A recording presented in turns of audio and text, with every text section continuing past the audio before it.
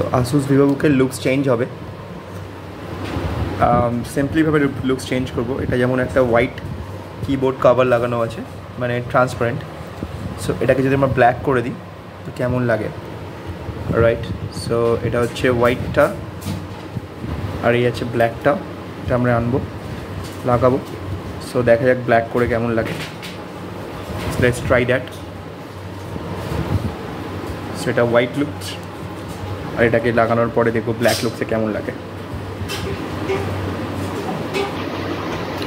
Cover remove করার পরে এই লুকটা আসে।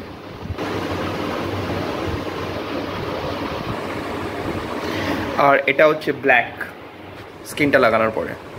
সো এই স্ক্রিনগুলোর দাম সাম অ্যারাউন্ড 400 থেকে 350 টাকা অ্যামাজনে।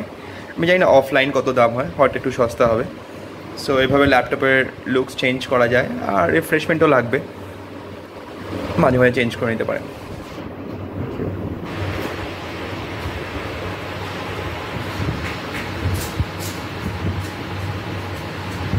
এটা হচ্ছে ব্ল্যাক লুক।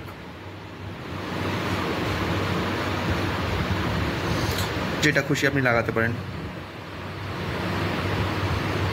আর একটু কিবোর্ডের ধুলো থেকে বাঁচায়, কিবোর্ডে ধুলো লাগবে না, কোনো ময়লা ভেতরে যায় না, তো ল্যাপটপের লংজিভিটি জেনারেলি বেড়ে যায়। Thank you.